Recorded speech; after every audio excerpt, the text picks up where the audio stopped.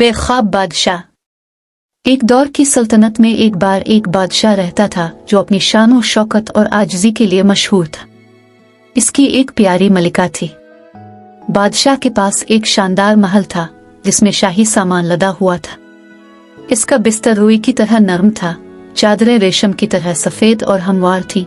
इसके कमरे में ताज़ा खुलते फूलों की खुशबू आ रही थी। फिर भी बादशाह को रात को अच्छी नींद न आने की शिकायत थी। एक दिन मलिका ने अपने लिए नया ताज लेने का सोचा। इसने ताज को कीमती जवाहरात से लदाने का हुक्म दिया था, इसलिए वो सारा दिन अपने नए ताज की खरीदारी में मसरूफ रही। सौदागर और ताजिर मलिका को अपने बेहतरीन जेवरात पेश करने के लिए दूर दराज ममालिक से आते थे, इसलिए वो सारा दिन अपने पत्थर से जुड़े ताज की खरीदारी में मसरूफ रहे। बादशाह सारा दिन महल में ही रहा। बाद में बादशाह और मलिका इकट्ठे खाना खाने बैठ गए। मलिका इतनी थकी हुई थी कि जब मीठा पेश किया गया तो वो तकरीबन सो चुकी थी और उसके चेहरे पर आइसक्रीम थी, तो वो जानती थी कि ये इसके लिए सोने का वक्त है। इसने बादशाह से कहा, शब बखैर अजीज, और बिस्तर पर चली गई। ताहम बादशाह बेदार था और वो थका नहीं था। रात के खाने के बाद उसने दांत साफ किए, अपना नाइट गाउन पहना और सीधा अपने शाही बिस्तर पर चला गया। घंटों बाद वो अब भी सो नहीं पाया था और अपने बिस्तर पर उछलता और मोड़ता रहा। फिर उसने अपने आप से सोचा कि महल में कुछ वक्त गुजारने से शायद इसे नींद आने में मदद मिलेगी। बादशाह अपने बिस्तर से खिसक कर सीढ़ियों से नीचे आया। नीचे जिस शख्स से वो मिला वो शाही खजांची था। वो सिक्कों से भरे थैलों, कीमती जवाहरात के ढेर और सोने के ढेरों में मसरूफ था। जब उसने बादशाह की बेख्वाबी की रातों को सुना तो उसने कोई हल सोचना शुरू किया। खजांची ने बादशाह को सोने का कपड़ा देने का ख्याल पेश किया।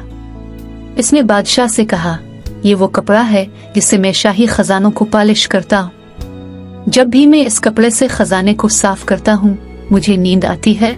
इसने मशवरा दिया कि बादशाह को भी कोशिश करनी चाहिए कि थोड़ी नींद आ जाए। बादशाह ने कपड़ा लिया और खजाने को आसानी से पॉलिश करने लगा। जल्द ही हीरे चमकने लगे, सके चमकने लगे, नीलम चमक उठे और बादशाह ने सब कुछ पॉलिश कर दिया था। खजांची ने अपना काम मुकम्मल करने पर बादशाह का शुक्रिया अदा किया और सो गया। ताहम बादशाह को अभी तक नींद नहीं आई और वो महल में टहलने लगा।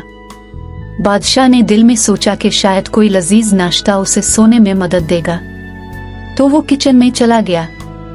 वहां उसने देखा कि बावर्ची अगले दिन की रोटी के लिए आटा गूंदने में मसरूफ है। जब बादशाह ने इसे अपनी परेशानी बताई तो बावर्ची ने कहा, महाराज अब सही जगह पर आए हैं। अगले दिन की ताज़ा रोटी के लिए आटा गूंदने से मुझे हर रात नींद आती है।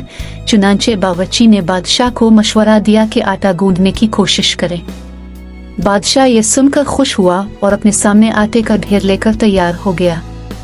उसने आटे को दबाया और धकेल दिया यहाँ तक कि यह नरम नरम आटे में तब्दील हो गया। बावर्ची ने आटा बनाने पर बादशाह का शुक्रिया अदा किया और बिस्तर पर चला गया। ताहम बादशाह को नींद नहीं आ रही थी और आटा बनाते वक्त उसने जो आटा सूंघा था उसकी वजह से उसे छींक आए। इसके बाद बादशाह ने सोचा कि बाहर बाग में कुछ ताज़ा हुआ ले। खूबसूरत शाही बाग में टहलते हुए वो अपने बागबान से मिला। बागबान कैंची के एक छोटे से जूड़े से घास को तराश रहा था। जब बादशाह ने इसे अपनी बेख्वाबी का बताया तो बागबान ने फौरन इसका हल निकाला। इसने बादशाह से कहा कि जब वो हर रोज घास काटता है तो उसे नींद आती है। बागबान को ये यकीनी बनाना था कि घास का हर ब्लेड एक ही ऊंचाई का हो। यह सुनकर बादशाह ने कैंची का जोड़ा लिया और घुटने टेक कर घास काटने लगा। उधर आधी रात को मलिका बेदार हुई और बादशाह को बाग में घुटने टेकते देखा। वो इसके पास गई और पूछा कि क्या वो ठीक है। बादशाह ने कहा, मुझे नींद नहीं आती और कोई मदद नहीं कर सकता। मलिका के पास कोई हल था तो वो इसे अंदर ले गए। इसने इसे गर्म दूध का गिलास दिया। दूध पीकर वो अपने बिस्तर पर लेट गया। बस जब मलिका उसे कोई कहानी सुनाने ही वाली थी वो इसे खराटों की आवाज सुन सकती थी। आखिरकार बेख्वाब बादशाह सो गया। बादशाह को दिन भर कोई काम न होने की वजह से नींद नहीं आती थी। इसने सोचा कि इसके महल में सब कैसे सो सकते हैं। ताहम जब इसने अपने आदमियों के कुछ काम किए तो वो थक गया और बिस्तर पर लेटते ही सो गया। इसलिए अच्छी रात की नींद मेहनत से भरे दिन से आती है।